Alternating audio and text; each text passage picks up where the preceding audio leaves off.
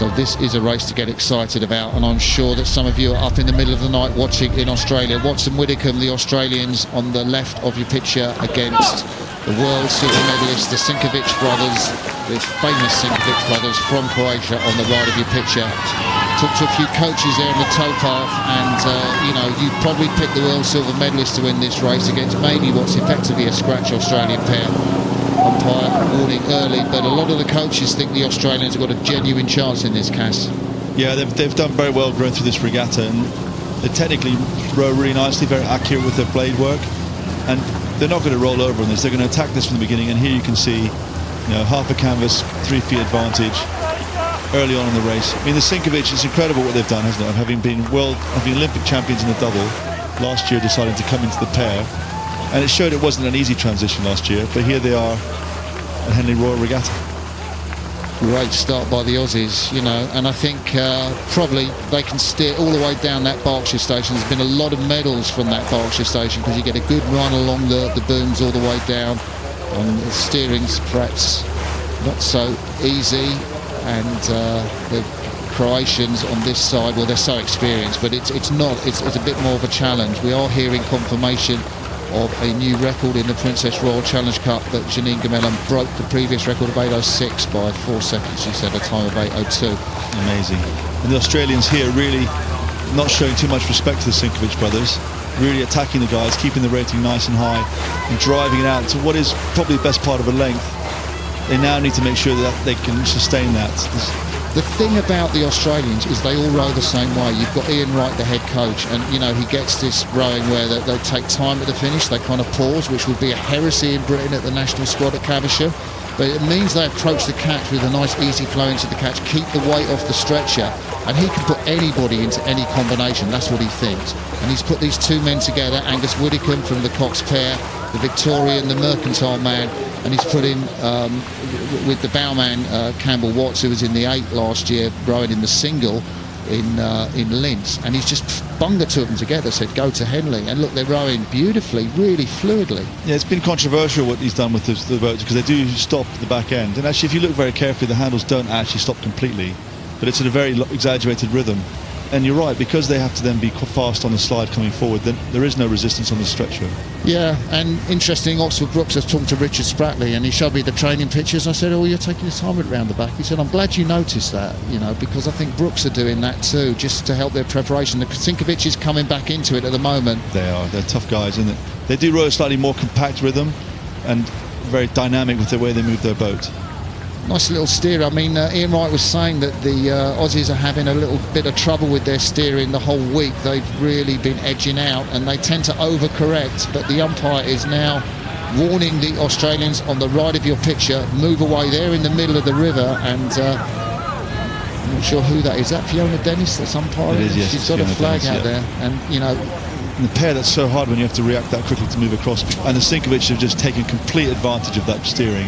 And they just cut through them there. They've just taken half, 3/4 of a length in like 10 strokes. Yeah, the race is not done and dusted. The Sinkovics are vulnerable. We saw that from the last World Cup in Linz, where Lucas Helicic and Jakob Podrazel beat the Sinkovics to take the title at World Cup 2.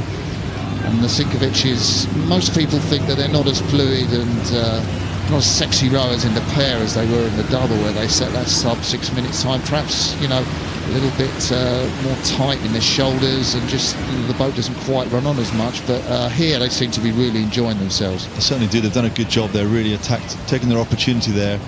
You can see on the marker post at 3/4 mile that the Australians are up, but now they're not. It's probably almost a length.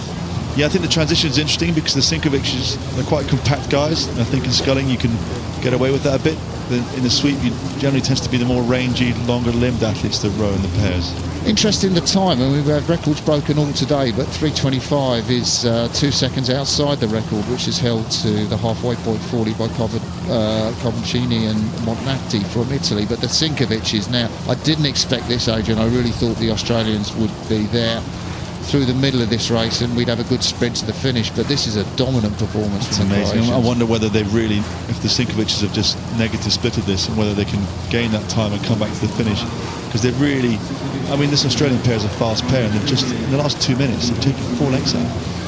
Yeah, the Croatians really first burst on the world scene in the early 2000s and the junior scene, and you can see Martin Sinkovic there, the 28-year-old. His brother Valent Sinkovic in the stern did a double way back in Amsterdam in 2006 with Damir Martin, the Olympic silver medalist, and they got together in that quad with David Sane, who was the bowman, Martin Sinkovic, Damir Martin, Valent Sinkovic. They won the world title in 2010 and again in 2013 took the silver in the Olympics, and then of course in 2014 the Sinkovic's went into that incredible double set that time in Amsterdam. And now this challenge, this project, will they win gold in Tokyo? I don't know if it's ever been done, winning the gold medal in the double sculls on Olympic and then switching into the pairs and doing the same thing. I don't think it's been done either.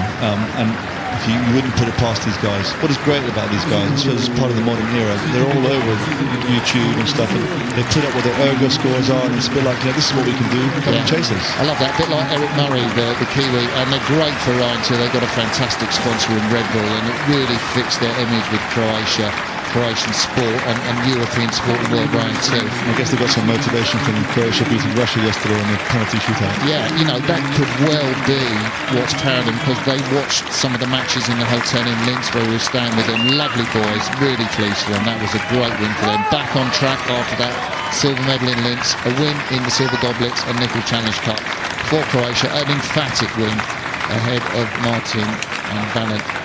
Ahead of Angus Widdicombe, I do beg your pardon, and Campbell Watts from Australia.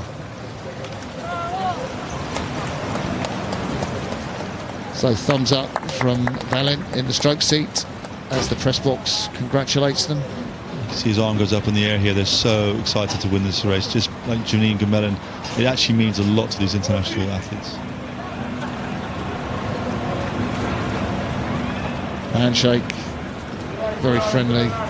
Head down there from the strokeman Angus Widdicombe, 23 years of age. He's got a lot of great rowing ahead of him. The Victorian from Mercantile Rowing Club. Ford took second in the Wifold Challenge Cup behind Molesey earlier this morning. Campbell Watts from Sydney University Boat Club, the bowman in that Australian pair. You can see what Adrian said was the crucial moment of the race. Fiona Dennis warning the Australians, and it did upset their rhythm, we felt. The Croatians knew enough to take full advantage of that.